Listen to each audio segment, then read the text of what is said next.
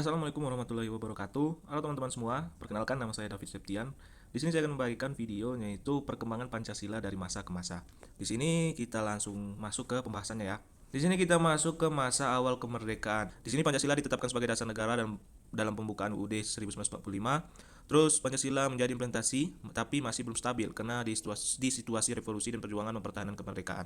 Dan di sini Pancasila masih dalam tahap penanaman awal dan pengenalan juga. Oke, lanjut ke masa Republik Indonesia Serikat atau RIS. Di sini Pancasila masih diakui namun penerapannya terpecah karena sistem federal kita.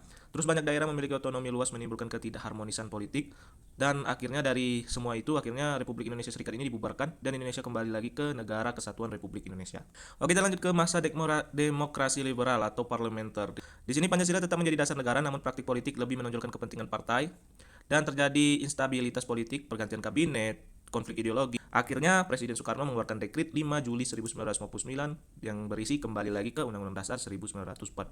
Oke, di sini kita masuk ke masa demokrasi terpimpin. Di sini Pancasila dijadikan ideologi nasional namun diinterpretasikan secara subjektif ya oleh Soekarno karena ada konsep nasakom, nasionalis, agama komunis digunakan untuk menyatukan ideologi bangsa. Terus Pancasila terjadi penyimpangan terhadap Pancasila karena munculnya dominasi kekuasaan eksekutif.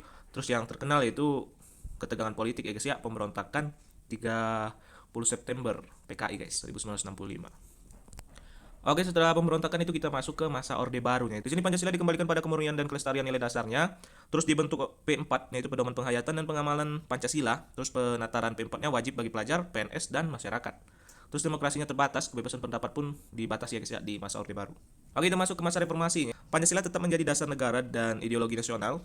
Terus nilai-nilai Pancasila dihidupkan dalam konteks demokrasi HAM dan kebebasan pers.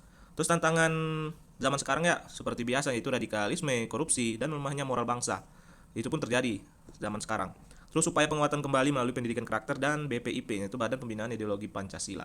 Oke, nilai Pancasila yang bisa saya ambil dari semua perkembangan Pancasila dari masa ke masa. Di sini saya ambilnya itu sila ketiga, yaitu Persatuan Indonesia. Kenapa saya pilih itu?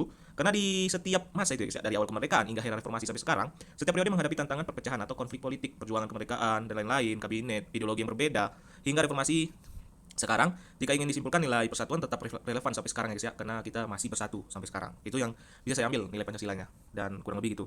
Di sini refleksi pribadi, di sini menurut saya pelajaran yang bisa saya ambil dari perkembangan Pancasila ini yaitu adalah Pancasila itu mengajarkan kita toleransi, demokrasi, keadilan dan etika dalam kehidupan bermasyarakat dan bernegara. Untuk generasi muda menurut saya ini relevan karena membentuk karakter yang menyiapkan mereka menjadi warga negara yang bertanggung jawab dalam menghadapi tantangan modern. Apalagi zaman sekarang, nilai-nilai Pancasila sangat dibutuhkan ya guys ya. Zaman-zaman globalisasi kayak gini atau internet, kayaknya nilai Pancasila, ketuhanan Maha Esa, adab, yaitu kondisi yang adil dan beradab dan persatuan Indonesia yang menyebarkan berita-berita hoak atau apa-apa. Jika kita berteguh di nilai Pancasila, bisa jadi kita bisa mengatasinya sendiri.